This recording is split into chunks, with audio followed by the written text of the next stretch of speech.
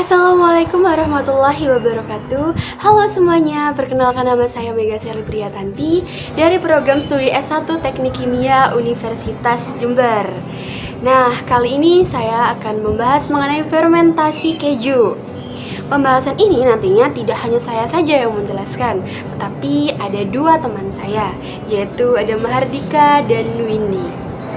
Assalamualaikum warahmatullahi wabarakatuh. Perkenalkan, nama saya Mahardika Augusta Fali Pratama. Assalamualaikum warahmatullahi wabarakatuh. Perkenalkan, nama saya Windy Dita Septiana dari program studi Teknik Kimia. Oke, sudah perkenalan, sekarang cus lanjut ke pembahasannya. Sesuai judulnya, fermentasi keju. Sebelum mengarah ke fermentasi, saya mau membahas dulu tentang kejunya nih. Keju, pasti semuanya sudah nggak asing ya dengan keju. Warnanya, rasanya, kemudian bentuknya, pasti semuanya udah tahu. Karena pemasaran keju ini sudah sangat luas ya.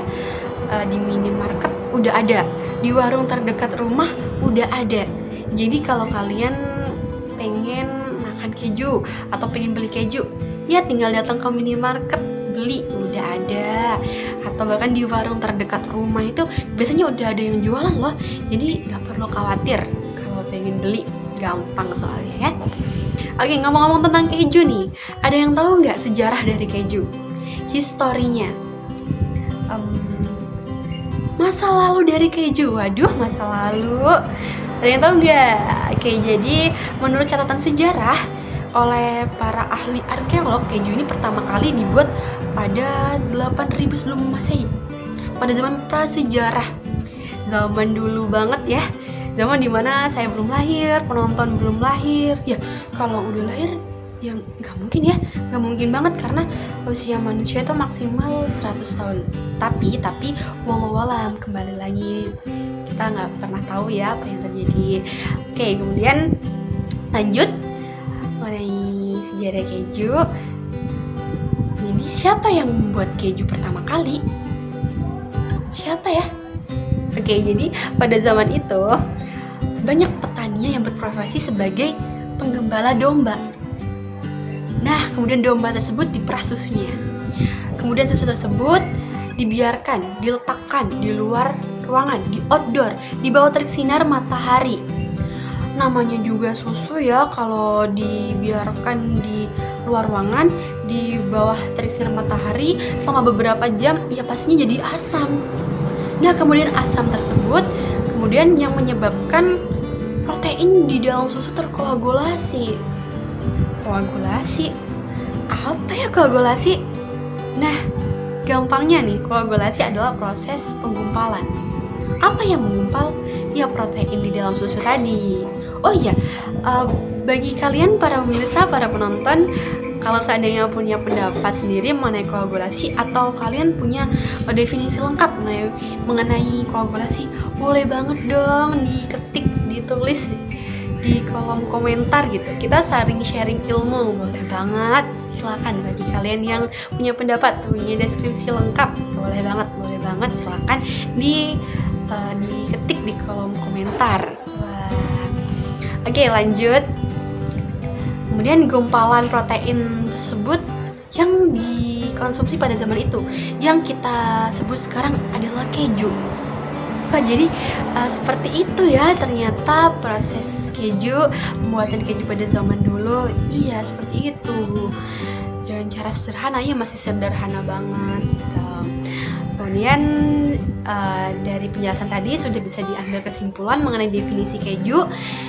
Jadi keju adalah proses olahan makanan yang terbentuk dari proses koagulasi protein dalam susu oleh enzim Rennet. Apalagi nih enzim Rennet? Iya, jadi enzim Rennet ini adalah enzim pencernaan pada lambung hewan penghasil susu. Nah, jadi enzim ini itu ada pada hewan yang menghasilkan susu. Gitu. Oke, keju sudah dibahas. Sekarang lanjut mengarah ke fermentasi. Fermentasi. Wah, pasti udah tahu ya fermentasi itu bagaimana.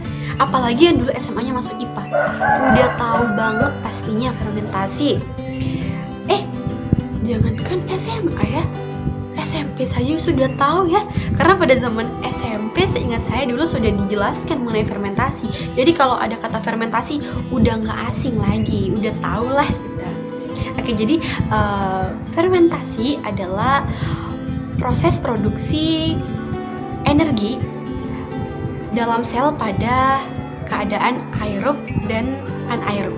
Jadi fermentasi ini ada dua sistem, bisa anaerob atau menggunakan atau memerlukan oksigen, dan bisa anaerob, tidak memerlukan oksigen.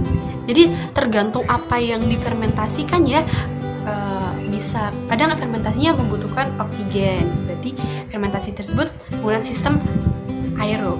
Kadang fermentasi yang tidak memerlukan oksigen, berarti fermentasi tersebut merupakan fermentasi anaerob. Gitu, seperti itu. Saya akan menjelaskan proses pembuatan keju pada zaman sekarang. Ini salah satu cara dengan fermentasi. Proses fermentasi menggunakan mikroorganisme yang bersifat patogen, sehingga aman bagi tubuh. Proses ini dapat menghasilkan alkohol, asam, dan gas.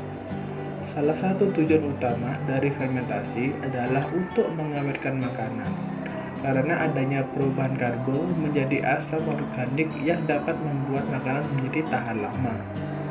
Prinsip pembuatan keju adalah fermentasi asam laktat dalam susu. Proses pembuatan keju yaitu yang pertama, pengasaman. Susu dipanaskan dalam panci dan terus diaduk sampai mendidih. Yang kedua, pengentalan. Setelah susu mendidih, akan dituangi cuka di dalamnya agar membuat bakteri penggumpalan bekerja. Pada bagian ini dapat membuat bagian dapat menjadi bakar keju. Yang ketiga, pengolahan dadi. Pada tahap ini kita harus menyiapkan alat untuk menyaring dadi atau bakal keju. Setelah dadi terpisah dari bagian cair keju, dadi akan dicincang agar mempermudah mengeringkannya. Setelah dikeringkan, dadi akan ditambahkan garam agar memberikan cita rasa khusus pada keju. Yang terakhir, pematangan. Setelah dadi diberi garam, maka kita harus memindahkan ke wadah bersih dan menutup. Selama proses pematangan, tempat penyimpanan keju harus dijaga kelembapannya dan suhu. Setelah keju dingin, kemudian letakkan dalam lemari es dan tunggu hingga hari esok.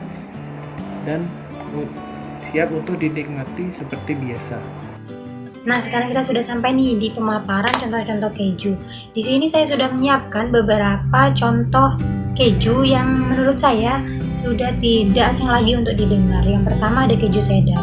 Keju cheddar ini memiliki tekstur yang relatif keras, berwarna kuning pucat hingga putih gading. Terkadang keju ini memiliki rasa yang kuat. Keju ini berasal dari desa Cheddar di Somerset, Inggris. Tapi konon katanya resep keju ini dibawa oleh orang Romawi ke Inggris dari daerah asal keju tersebut, yaitu di Central Prancis. Pembuatan keju ini di Inggris dilakukan oleh Joseph Harding dengan peningkatan standar higienis dan teknik yang modern, sehingga keju ini terkenal di berbagai belahan dunia hingga saat ini.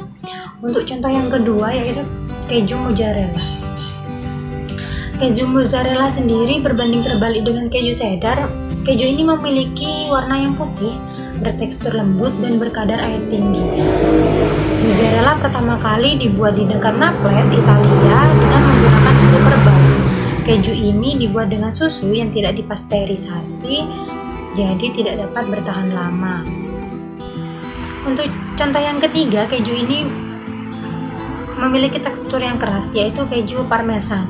Keju parmesan ini berbentuk bundar seperti drum, memiliki kulit yang berwarna kuning alami, terbuat dari susu sapi yang diproduksi di daerah Italia. Rasanya yang kuat tetapi tidak terlalu tajam, seperti nanas segar. Pembuatan keju ini hanya berlangsung pada bulan April hingga November. Jadi, jika kalian ingin melihat pembuatan keju ini, datanglah ke Italia pada bulan April hingga November. Untuk contoh yang keempat yaitu keju edam.